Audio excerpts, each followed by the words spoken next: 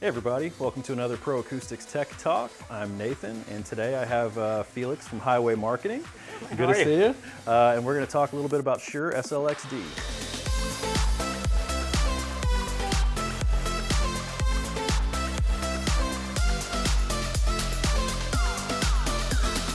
All right, Felix, what do you have for us today?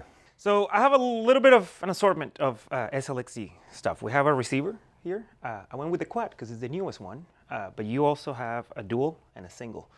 I also have SLX-D1, so like any transmitter with Shure, if you see number 1, it is a body pack. Yeah. If you have number 2, it's going to be a handheld. Yep, they're all being used right now.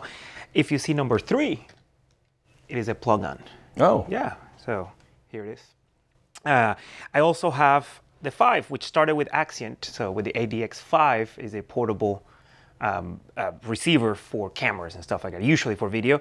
Now you have it with SLX-D5 as well. Gotcha. So that means that basically we can broadcast from a body pack to the SLX-D5 and then plug that into your camera or whatever else you need. So you don't necessarily only have an option with SLX-D for the rack mount transmitters. All right. Now with the quad, SLX-D started something new where you have wide tuning or wideband tuning, which allows you to. So you know how usually if you're selling body pack and receiver, you need to match the frequency. So G58 has to sell with G58 or H50 with H50, things like that.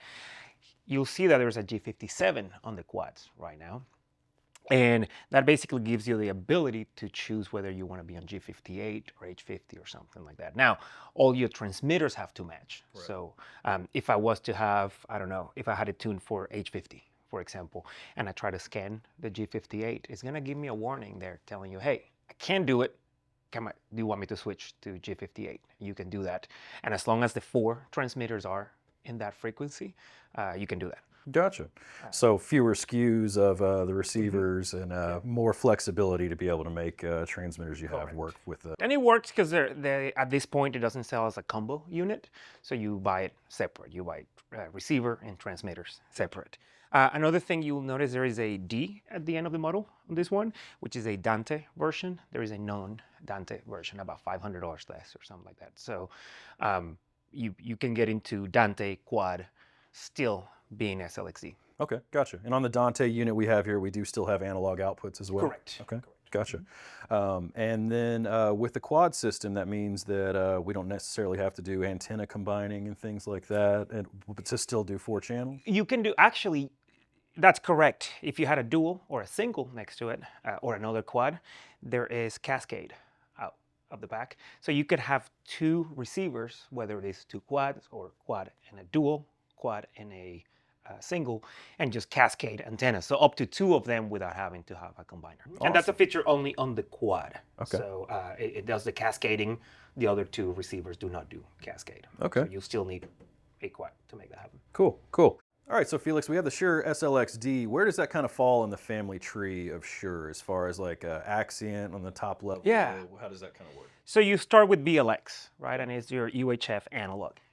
Which is becoming more challenging for larger deployments if you need multiple channels and things like that. TV stations, mobile frequency, mobile phone frequencies. Yeah, so location matters. Big city, if you need multiple channels, BLX is going to have a hard time. But small fitness center or something like that, or a small band that's located in one place, BLX is great.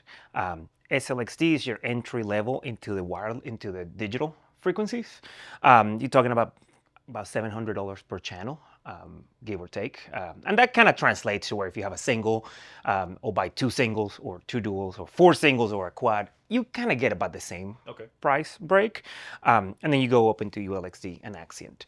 So definitely if you're more local or small regional travel, SLX-D does really well. A lot of corporate events as well work very well. You get a lot of features that have trickled down. For example, you do rechargeable batteries on SLX-D. Very important.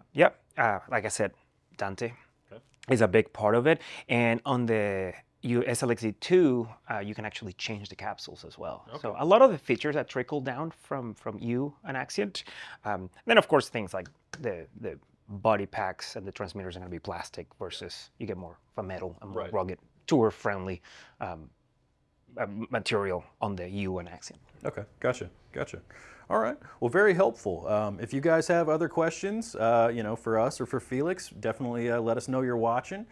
Comment down below. We can definitely assist with any questions. Or if you're wondering about what wireless mic system might be right for you, definitely let us know. Drop us a like. You'll find all these products listed on our site and linked down below in the description. Check out our site, www.proacousticsusa.com, and let us know you're watching if we can help with anything. Once again, I'm Nathan. Felix, thanks for stopping by. And until next time, guys, take care.